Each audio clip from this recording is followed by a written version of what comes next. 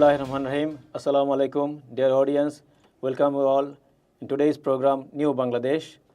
Here we shall discuss the future of Bangladesh, the future politics, economics, culture, and citizens of Bangladesh. Today in our studio, we invite a very much respected and beloved person of our society and Bangladesh, Dr. Abdul Latif Masum sir. He is a professor in the Department of Government and Politics in Jahangirnagar University. Later, sir became the Vice Chancellor of a public university. Assalamu alaikum, sir.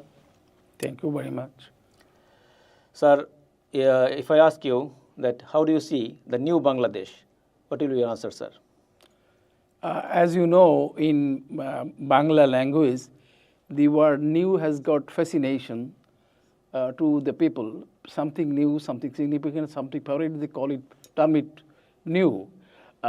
New market, new horizon, new something. At that point, the word new adding to the revelation is a very favorite word. What is new? New is something which cross the past, something beginning, something freshing, something significant to the people is termed as new. So this revelation is a new approach, new appeal to the people at large as well as to every citizens. So in terms of political science, say for example, this revolution brought a new change, new phase in a structural body of Bangladesh state. At the same time, it has got new approach in politics also. The mission and vision of this revolution was of two phases. I mean, new something is to create for Bangladesh people new environment, new sorts of politics. This is an approach from the students community, I mean Boishongya Birodhi Chhatra Andolon. They want to have a new change in the old structure of Bangladesh. I mean, they are in a position to cross old structure. Old structure, we have to cross old structure and to have a new structure in the society, in the state, and of course in the state institutions. For that reason, students community as a whole tried to overcome the constitutional barrier or constitutional obligation, something imposed upon the people. They wanted to have a new pattern of government. For example, by the constitution, if you have a new government, you have to oblige by the statutes and rules of the constitution. But this time, we saw constitution was there, but something new, something extraordinary story or the occurrence happened in Bangladesh politics. Professor Muhammad Yunus was not a constitutional man, was not a elected one, but he was placed to the power. He was taken to the Bongo Bhavan as the chief advisor of the government, and the government is termed as interim government. I mean a government not within the constitutional provisions. It's a new government. Yes. So the word new again is appropriate to this revolution. The revolution achieved one aspiration or one dream of the people, that is the ouster of the Hasina regime, that is termed in political science as of tyrannical government or a oppressive government, suppressive government. In political science, it is a dictatorship, or you can say authoritarian regime. This is the first and foremost achievement of the revolution, that is, they could dethrone the tyrannical government. This is the first achievement to a new Bangladesh. Again, this new approach brought a new hope, new dream, or new demand from the community, from the people, from the students, that is reforms. You see, Professor Muhammad Yunus has termed this change as a second revelation, second liberation. Liberation means, as we got revolution in 1947, it was a territorial liberation, territorial independence from the British domain. Secondly, in 1971, we got a government that is another independence, another liberation. But I'm sorry to say, in terms of political science, as you know, a state has got 4 components. Number 1, territory. You must have territory to form a state. Secondly, you must have population in the territory. Third component is government, manager, the state, or the governance of the state must be ensured. Fourth one is very important, very significant to form a state. Many other territories are there, many other states are there, those don't have sovereignty, supreme power of the people. Yes. I believe in all those days, in British days, this territory was there. Yes. The population was there. Yes, there was a provincial government was there. Yes. But only lacking was the sovereignty. In 1971, what we got, we had a definite territory in the eastern wing of which we call eastern wing of Pakistan, that is the eastern part of India. As well, we had government, but which we really did not have that sovereignty. In British days, British ruled over the country. They had their supreme power, they had their final power and capacity. As well, in Pakistan days, we are not recognized as the representative of the people, as we were ruled by Karachi, ruled from Karachi or Pindi. So people had their aspiration to have a separate state, separate from Pakistan, having their own territory, having their own government, having their sovereign power. So Bangladesh this time, once again, at the point of freedom, point of liberation, point of sovereignty, this time men like Professor Yunus can tell the world that we have got our own sovereignty, own power, own decision-making power. India was a factor.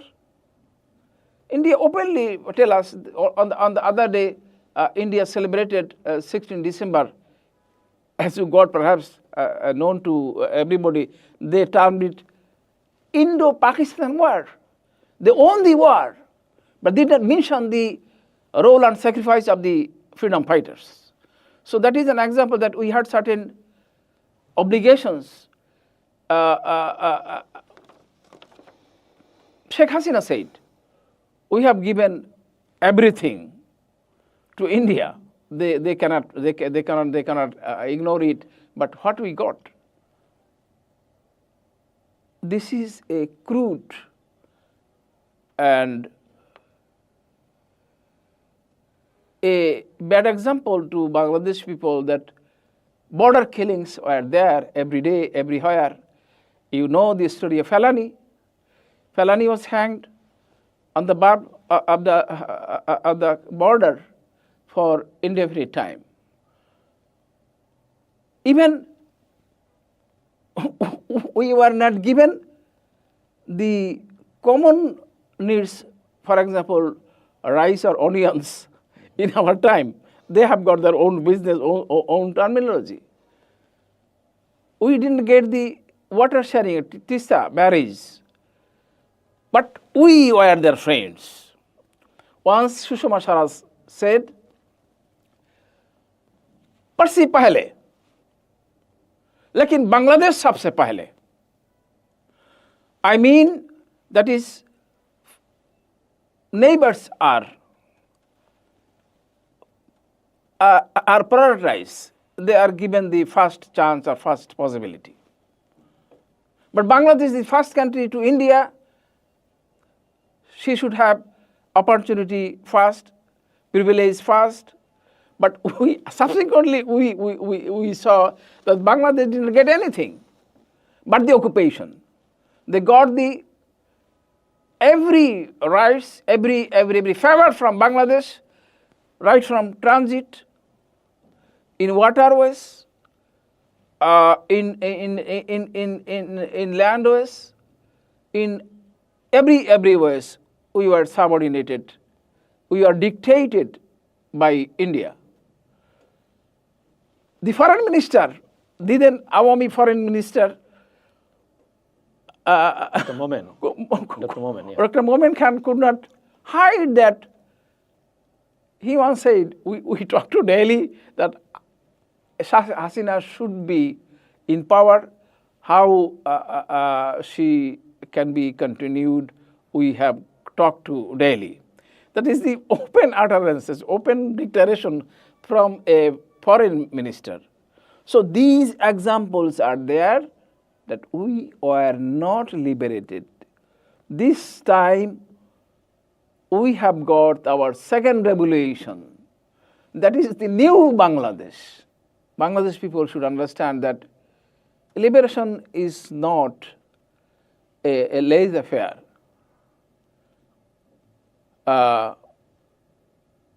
As Rousseau told, yes, every man is born free, but everywhere is in chains. As we have got subjugation, torture, oppression, suppression from Sheikh Hasina regime for years together, this time there is certain flow or tidal bore type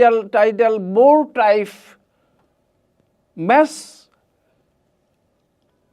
demand by the mass people from chowkidar, from village soldier to the bureaucrats.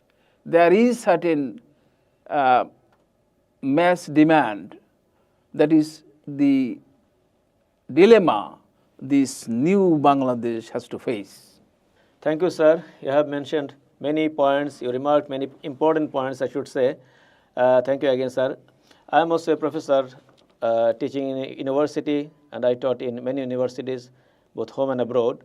So always I teach the students one thing, that where the drama ends, there the life begins. Right. Or when I teach them research methodology, I teach them that where the research of one person ends, there starts the research of another person. The development is a continuous process. As we mentioned about the revolution, sir, we know that a great event occurred in Bangladesh in July, August by our children, that is Generation Z. Okay, a great event occurred. They are calling it revolution. Some are calling it people's coup or something like this. So, as a scientist, political scientist, what do you think, sir? Was it a revolution or something else? What do you mean by revolution in political science? It's a total change. Change of the structure, change of the government, change of the ways and means. Actually, it had certain trends and tendencies to be a revolution, but it could not have because of the mindset of the hierarchy. Even I must admit that these students could not cross the past or certain persuasion in their head. For example, why Professor Mohammad Yunus took oath in Bongo Bhavan? That is the question. The question is answered by those people that we had certain constitutional obligation in our mindset, but the situation was enough to have oath in Shahid Minar. But the people, those who had got the decision-making process, for example, I mentioned the last scene of the revolution. There were certain chief of army staff was there, some political people were there, students were there. That is some conglomeration in decision making. People, students could not take their decision at their own, or the political leaders from BNP, Jamaat, and left wings could not impose decision. Rather, it was a compromise. So it was there in Bongo Bhavan. So you can say it a people's movement, Gano Obhuthan, people's uprising or yeah, something like like that. that. That is. And again, you must say that how much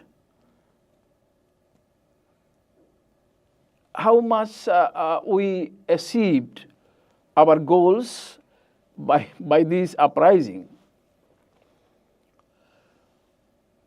The answer is mixed. Yeah. We had our aspiration, we had our certain goals and obligations. First of all, which I told you earlier, that is first goal, that is the end of our milk regime, was the first achievement. Okay. That is the great success. That was the great success. People did not want the Hasina regime even anymore. I surprised what emotion, what anger, anguish I saw in the eyes of the people. Did you visit? Yes, I visited. Did you visit yes, Gano Bhavan, Prime Minister's? No, I didn't visit the Gano Bhavan, but I was a part of that revolution, sir. Prime Minister's residence. Yeah. You see, people crossed the solid wall. Yeah. They crossed everything. So zeal, spirit, anger, anguish of the people was so high. But aspiration is unlimited. Always Bangladesh people, particularly Bangladesh people, has got their demand without boundary. Mm-hmm. After the achievement, after the formation of the interim government, there were certain flood of demands. People came from many, I should say people came from many, not many, but every and various fronts of the life. You say police did not cooperate. chowkidars, answers, Yeah. teachers, employees, unemployed people. Each and everybody had a stage demonstration in front of National Press Club or even in front of Professor Mahmoud Yunus' residence. Is it a logical? Is it a normal decision? Professor Yunus does not have Aladdin ki chirag in his hands. You know the story from Aleph Laila. Yes. Yes. That is, Aladdin could change anything and everything by pushing the lamp in a certain way. But people perhaps found that he can do and undo anything and everything. So there is certain situation. Well, thank you, sir. As we are discussing the revolution, sir, we always read or study two revolutions like French revolutions and Russian revolutions. What we know, what we read, that revolutions obviously succeeded at that point because they could overthrow the regime, the dictators or that suppressive regime. That was the first success. But after that, there were some chaos. Like in French Revolution, there were time of terrors or something like that. When French Commune failed, the same happened in Russian Revolution also. And there was a second wave of revolution in both the countries, both in Russia and in France. As I know, sir, as a political scientist, obviously you know better. What do you think about our countries? Is there any chance of second wave? And at the same time, I'd like to ask you that: do you think that the present government is fulfilling the demands and needs of the post-revolution period of our country? Thank you, sir. Rightly, you have mentioned the case of French Revolution or Russian Revolution, or you may say about the historic revolution in Iran in 1979. Yes, sir. In each and every relation has got its own reflection and aftermath. In each and every, after each and every movement, mass movement or revolution, there is certain disorder in the society. In this present case, what is the present revelation by the students has got the same fate, same fallout, same result. People at large got that they have get their chance, got their license to do each and everything. So they demonstrated in that way. To note that there were certain chaos in Gopalganj or in adjacent area. They killed BNP people, BNP leadership. So that is an example that they are thinking in that way. They could do and undo anything and everything. Particularly Sheikh Hasina from Delhi is inspiring or misguiding, Provocating the people in that way. Yeah. So that is a fallout aftermath of that revolution. Even what is your added question? That is the outcome, success of the revolutionary government or the fulfilling the post-revolution expectations of our people, sir. Expectation, particularly expectation, not revolutionary but the evolutionary government. They have formed certain commissions for reforms. Yeah. I must note, I must agree that the prime spirit, prime goal of the students' committee was a change, was reforms in the state structure. For the best reforms or best demand of change was in constitution.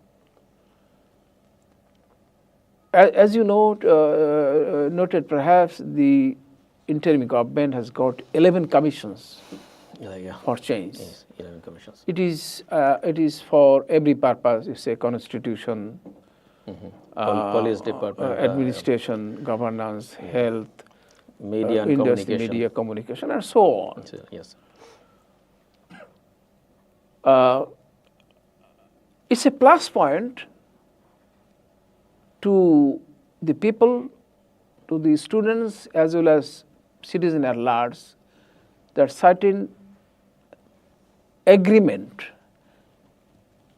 invisible agreements were there in the governance, I mean the interim government, in the political parties, in the civil society, in administration, that constitution should be changed. I'd like to ask you, has sir, got whether certain- the constitution should be reformed or we should write a new constitution? New constitution. That is What do you that think, is sir? that is a different thing. Different thing. But what are the invisible agreements? That is a satisfaction in my mind. That is, everybody is in an opinion that constitution should be changed, whether it should be rewritten or amended. That is the question. But changes are agreed.